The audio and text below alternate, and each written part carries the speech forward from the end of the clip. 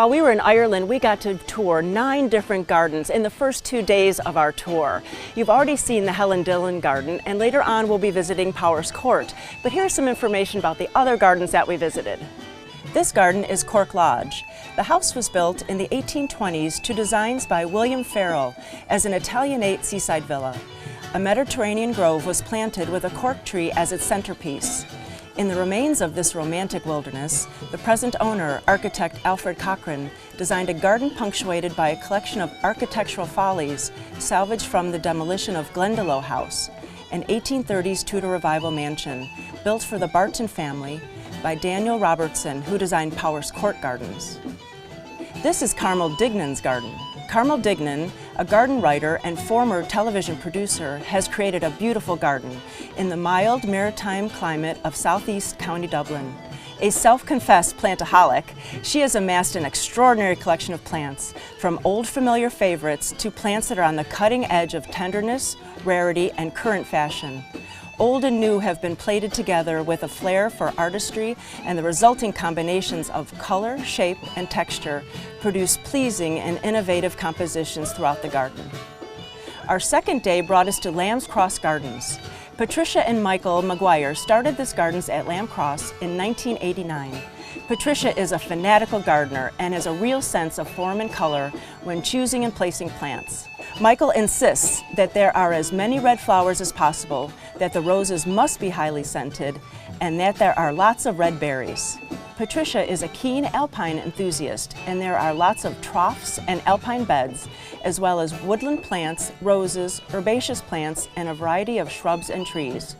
Emphasis is also placed on wildlife by including plants that bees and other pollinating insects are attracted to. The garden wraps around a modern bungalow with a wildlife pond as a centerpiece and a stream running alongside it. Mount Usher Gardens. This lovely Robinsonian, i.e. informal garden, laid out along the Vertree River, measures 8 hectares and dates back to around 1850. The river is spanned by suspension bridges from which numerous waterfalls and superb views can be enjoyed. There are approximately 5,000 different species of plants, shrubs, and trees originating from many parts of the world. The extensive collection of rhododendrons, azaleas, magnolias, and camellias is exceptionally colorful in spring. There are also shrubs and trees planted precisely for their display of berries and glorious foliage, to be admired in the autumn. Knockrose. This healing garden of Knockrose is situated 500 feet above sea level, nestling on the shoulder of the Scalp, a geological feature formed by the melting waters of a glacier. Tom and Trish Farrell are the owners and custodians of this beautifully cultivated, unique garden, which is backed by an old mixed forest. Attached to the traditional farmhouse and farm buildings, built on the site of a castle at the edge of the Pale, between the border of Dublin and Wicklow. It has been evolving over the last 70 years. On our last 2 gardens, we dodged many rain showers, but it didn't dampen our enthusiasm. At June Blake's garden, we saw a beautiful garden. She is a passionate plants person who grows from seeds sourced all over the world. She uses her own extensive garden to grow and trial these plants. Her home is a quaint listed Victorian steward's house, located in the old cut granite farmyard of Teenode House.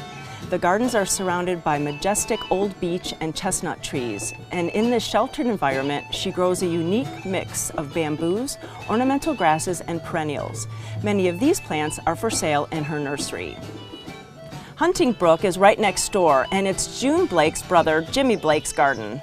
A dynamic and innovative garden set in 20 acres creates a fusion of prairie, tropical, woodland, and valley gardens with an eclectic collection of plants. Many from his plant hunting expeditions are both sensitively and imaginatively composed.